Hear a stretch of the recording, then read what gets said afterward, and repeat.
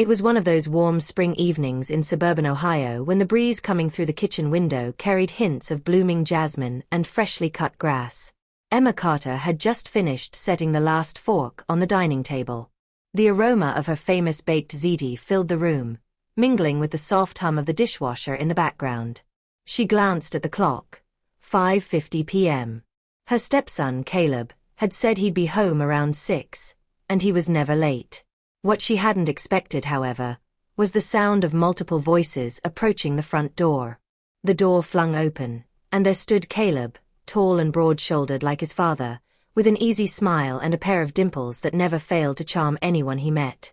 Behind him were 3 of his college friends, each lugging a backpack and wearing looks that ranged from amused to apologetic. "Hey Emma," Caleb called out. "I hope it's okay. I brought the guys over for dinner. We were working on a group project, and I figured we could finish it here." Emma blinked but quickly gathered herself. "Of course you did," she said with a light laugh, wiping her hands on a dish towel. "You should have called so I could have made more food." "This smells amazing already," said the tallest of the group, a blonde-haired guy with a wide grin. "I'm Tyler, by the way." The other 2 introduced themselves as Jake, a quiet guy with thoughtful eyes, and Brandon, who immediately asked if there was soda in the fridge. Emma welcomed them all, assuring them there was more than enough food. She'd always had a soft spot for Caleb's friends. They were polite and energetic, and they reminded her of how quickly time flew. Just yesterday, Caleb was a shy teen with headphones glued to his ears. Now he was 21, full of opinions and laughter, finishing his final year at the University of Cincinnati. Dinner was lively. The boys devoured the food like they hadn't eaten in days, and Emma floated around the kitchen and dining area, refilling glasses, offering seconds, and joining in the laughter when someone told a joke. Her husband, Greg, was out of town for a business conference, which left Emma with a quiet house, until tonight. After dinner, she cleared the plates as the boys moved into the living room, spreading out laptops and notes across the coffee table. She poured herself a glass of iced tea and lingered for a moment, watching Caleb and his friends debate coding solutions and algorithms. She couldn't help but feel a warm pride. Not just for Caleb, but for the way he treated his friends, how respectful they all were. It was a simple moment, yet it settled in her chest like something more. "Emma," Caleb called out. "Do you mind if we stay a little late tonight? We're hoping to finish the whole prototype." "As long as you don't burn the house down, you can stay as long as you want," she joked, earning a round of laughs. As the night deepened, Emma retreated to the kitchen again, this time baking cookies. She didn't know why exactly. Maybe it was the nurturing part of her, or maybe it was the way Tyler had complimented her cooking with genuine enthusiasm, or how Jake had offered to help wash dishes without hesitation. Whatever it was, she found herself humming while spooning dough onto the baking sheet. Half an hour later, the boys smelled the cookies before they saw them. "You're seriously the best, Emma," Caleb said as he took one from the plate she carried in. Brandon moaned dramatically. "I'm never going back to dorm food again." They made room on the couch, and Emma perched on the armrest with her tea, enjoying their company.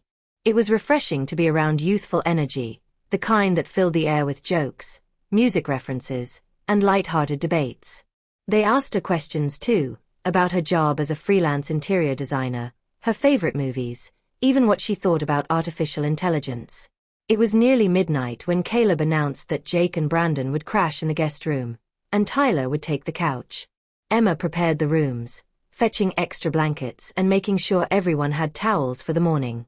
As she moved through the house, she couldn't help but notice the way Tyler looked at her. Not in a disrespectful way, but with a kind of curiosity. He asked more questions than the others, about her designs, her past, and how she met Greg. While the boys went to brush their teeth and settle in, Emma stood by the kitchen sink, washing the last of the dishes. Tyler lingered in the hallway, sipping a glass of water.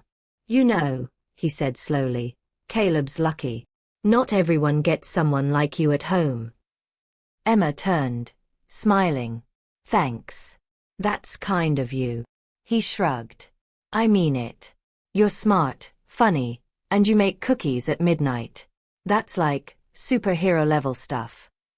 She laughed, brushing a strand of hair behind her ear. "You flatter easily. You're just high on sugar." Tyler grinned but didn't reply. Instead, he stepped forward, placing the glass in the sink beside her. Emma's heart thudded just a little louder in her chest. Not because she felt uncomfortable, but because something in his gaze made her feel seen. And it had been a while since anyone had looked at her that way. Greg was a good man, but distant, focused on work, always on the move. Their connection had dulled over the years into something functional. Comfortable, yes, but not exactly vibrant. "Good night, Emma," Tyler said, voice low. "Good night, Tyler." She went to bed that night, her thoughts tangled with confusing emotions. Nothing had happened, of course, but there was a shift, subtle and soft. A sense that someone noticed her beyond her roles as a wife or stepmother. She stared at the ceiling for a long time before falling asleep. The next morning, the boys were up early, already back to their laptops. Emma made pancakes and eggs, and they once again praised her cooking like it was a 5-star meal. As the boys prepared to leave, each of them thanked her warmly, especially Tyler, who lingered by the door as the others walked to the car. "I meant what I said last night," he said. "You're kind of amazing." Emma smiled politely, heart fluttering. "Thank you. Be safe driving back." Over the next few weeks, life returned to its usual rhythm.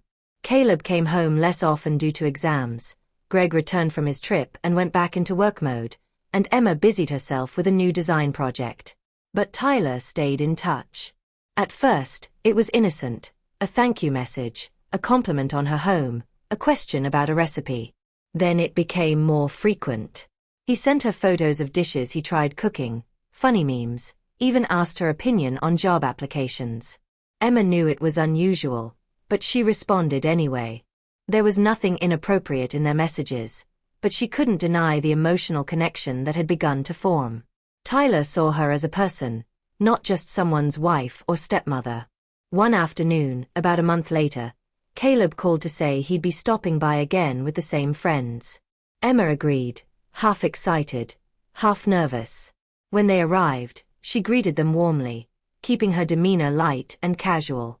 Tyler's eyes met hers for just a second too long. She looked away. That night was different. Not because anything happened, but because it became clearer just how much attention Tyler gave her. The way he helped in the kitchen without being asked, the way he listened closely when she spoke. Caleb didn't seem to notice, too busy joking with Brandon and Jake. But Emma did.